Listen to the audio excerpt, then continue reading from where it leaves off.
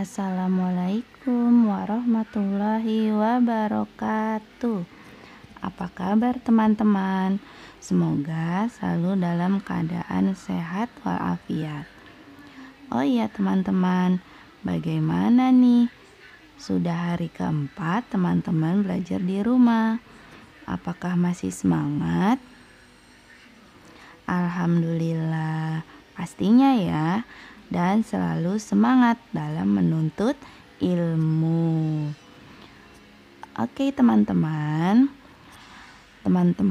selama belajar di rumah juga tetap didampingi oleh bu guru dan pak guru kok. Siapa pak guru dan bu guru di rumah? Iya, pak guru dan bu guru teman-teman di rumah adalah ayah dan bunda. Jadi tetap semangat ya belajarnya dan tetap menuruti serta patuh terhadap orang tua. Kenapa? Karena dengan kita menuruti perintah dan patuh terhadap orang tua, ilmu-ilmu yang sudah kita pelajari akan menjadi ilmu yang bermanfaat serta ilmu yang barokah dan diridhoi oleh Allah Subhanahu wa Ta'ala. Dan pastinya nantinya akan menjadi pahala karena bagi orang-orang yang menuntut ilmu derajatnya akan ditinggikan oleh Allah Subhanahu wa Ta'ala. Jadi teman-teman tetap semangat ya dalam belajar bagaimanapun keadaannya dan dimanapun tempatnya. Baik teman-teman, hari ini kita akan belajar pelajaran fikih. Pelajaran fikih kita hari ini adalah tentang sholat sunnah rawatib. Tahukah teman-teman apa yang dimaksud dengan sholat sunnah rawatib itu? Sholat sunnah rawatib adalah sholat yang mengiringi sholat fardu, yaitu sebelum dan sesudah sholat fardu. Macam-macam sholat sunnah rawatib. Yang pertama, sholat sunnah rawatib yang dilakukan atau dikerjakan sebelum sholat fardu dinamakan sholat sunnah rawatib qobliyah. Yang kedua, sholat sunnah rawatib yang dikerjakan sesudah sholat fardu dinamakan sholat sunnah rawatib ba'diyah. Jadi sholat rawatib yang dikerjakan sebelum sholat fardu dinamakan sholat sunnah rawatib qobliyah. Sedangkan sholat sunnah rawatib yang dikerjakan sesudah sholat fardu dinamakan sholat sunnah rawatib ba'diyah. Tahukah teman-teman apa hukum melaksanakan sholat sunnah rawatib itu? Iya, sudah jelas ya. Hukum melaksanakan sholat sunnah rawatib adalah sunnah. Sunnah artinya bila dikerjakan mendapatkan pahala dan apabila ditinggalkan tidak mendapatkan dosa. Pelaksanaan sholat sunnah rawatib. Sholat sunnah rawatib mu'akkad. Sholat sunnah rawatib mu'akkad yang pertama. Yang kedua adalah sholat sunnah rawatib ghairu mu'akkad. Nah, sholat sunnah rawatib mu'akkad adalah sholat sunnah yang sangat diutamakan atau dipentingkan pelaksanaannya. Sholat sunnah rawatib ghairu mu'akkad adalah sholat sunnah yang kurang diutamakan atau kadang-kadang. Ya, contoh sholat sunnah rawatib mu'akkad yang sangat diutamakan yaitu pada saat 2 rakaat sebelum zuhur, 2 rakaat sesudah zuhur, 2 rakaat sesudah maghrib, 2 rakaat sesudah isya, 2 rakaat sebelum subuh. Itu adalah sholat sunnah rawatib yang hukumnya mu'akad atau sholat sunnah yang sangat diutamakan pelaksanaannya. Kemudian untuk contoh sholat sunnah rawatib ghairu mu'akad adalah 4 rakaat sebelum zuhur, 4 rakaat sesudah zuhur, 2 rakaat sebelum maghrib, dan 2 rakaat sebelum isya. Tadi adalah contoh pelaksanaan sholat sunnah rawatib ghairu mu'akad yang kurang diutamakan. Kemudian ibu akan mengajarkan 2 contoh lafaz niat sholat sunnah rawatib. Yang pertama, niat sholat sunnah rawatib 2 rakaat sebelum subuh. Jadi diingat ya, sebelum subuh. Tadi sholat sunnah rawatib yang dilakukan sebelum sholat fardu dinamakan sholat sunnah apa? Iya, sholat sunnah qobliyah. Berarti nanti di niatnya dimasukkan kata qobliyah. Oke, seperti ini ya, sholat sunnah 2 rakaat sebelum subuh.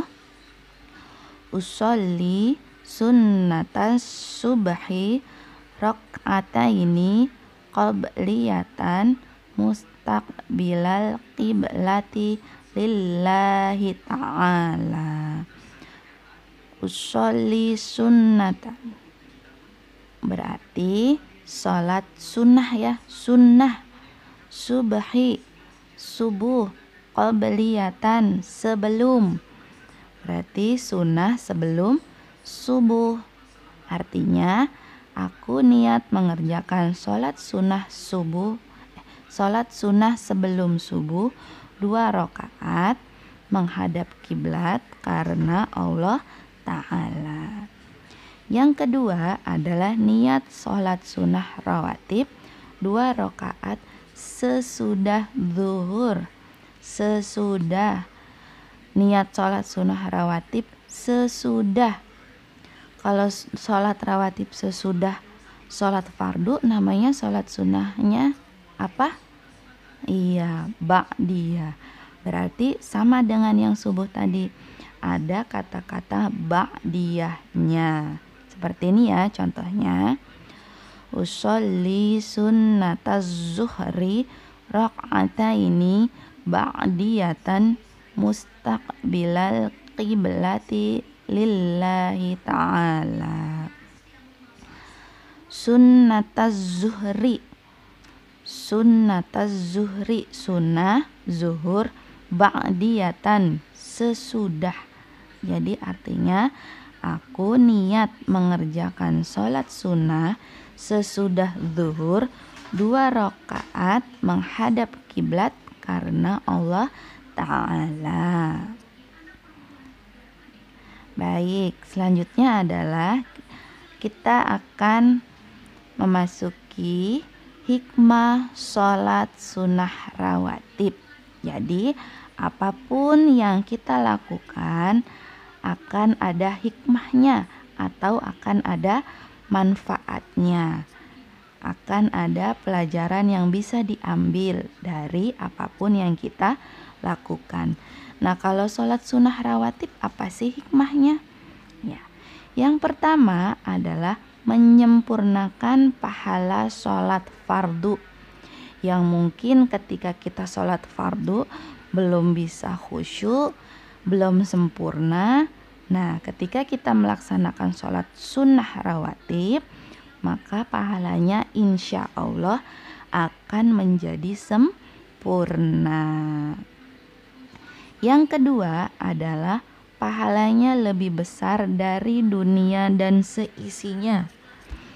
Masya Allah ya, subhanallah, pahalanya lebih besar dari dunia dan seisinya. Dunia dan seisinya, berarti banyak sekali ya. Yang ketiga adalah akan mendapatkan rahmat dari Allah. Akan mendapatkan rahmat dari Allah. Akan mendapatkan kasih sayang dari Allah. Yang keempat adalah mencegah dari perbuatan mungkar. Perbuatan munkar itu apa sih? Iya, perbuatan mungkar artinya perbuatan buruk atau perbuatan yang tidak baik. Jadi ketika kita melaksanakan sholat sunnah rawatib, insya Allah kita akan tercegah untuk melakukan perbuatan mungkar dan kita akan melakukan perbuatan yang baik, insya Allah. Oke, tadi sudah Ibu jelaskan ya tentang sholat sunnah rawatib. Sekarang sebelum kita melanjut ke pelajaran lain, Bu Siti ingin memberikan tugas dulu nih kepada teman-teman. Tugasnya adalah melaksanakan sholat jamaah, sholat sunnah qobliyah, dan sholat sunnah ba'diyah. Silakan teman-teman lakukan. Kemudian setelah teman-teman melakukan, teman-teman catat ya di lembar kerja yang seperti ini. Lembar kerjanya sudah Bu Siti titipkan kepada orang tua teman-teman. Jadi silakan diisi. Di kolom tanggal teman-teman tulis ya hari apa dan tanggal berapa. Contohnya pada sholat isya, di bawahnya ada huruf J, Q, dan B. J adalah untuk sholat jamaah, Q untuk sholat sunnah sebelum sholat fardu atau qobliyah, dan B ada untuk sholat sunnah sesudah sholat fardu atau ba'diyah.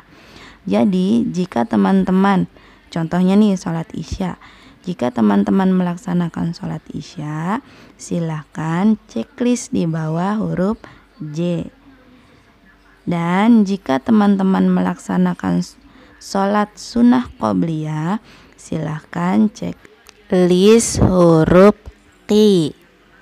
Dan jika teman-teman melaksanakan sholat sunnah ba'diyah atau sesudah sholat fardu, maka checklist di bawah huruf B ya.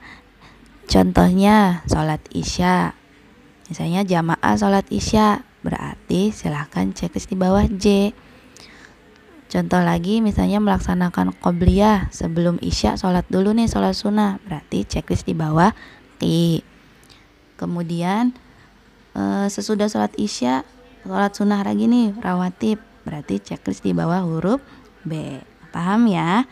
Begitu juga dengan sholat-sholat yang lainnya, sholat fardu yang lainnya seperti subuh, zuhur, asar, dan maghrib ya.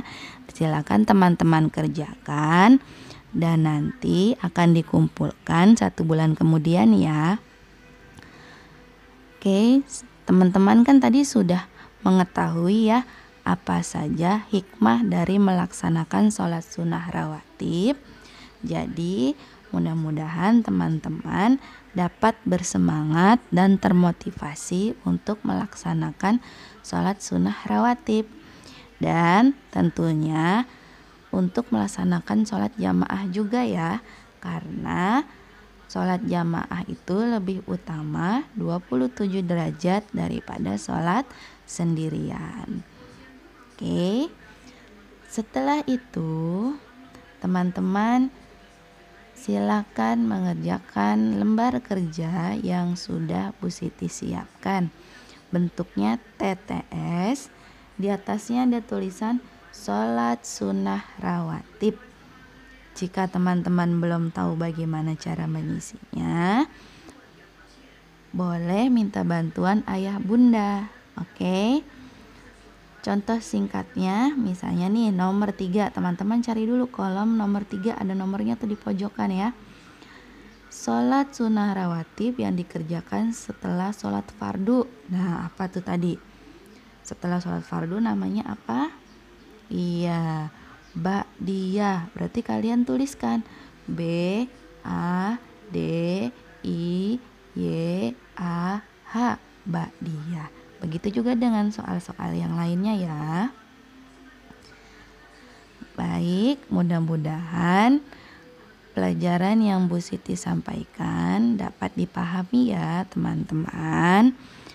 Dan semoga ilmu yang kita dapatkan hari ini bermanfaat bagi teman-teman dan bagi kita semua, serta mendapatkan nilai pahala dari Allah Subhanahu wa taala dan diridhoi oleh Allah Subhanahu wa taala.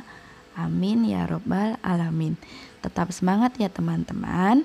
Wassalamualaikum warahmatullahi wabarakatuh.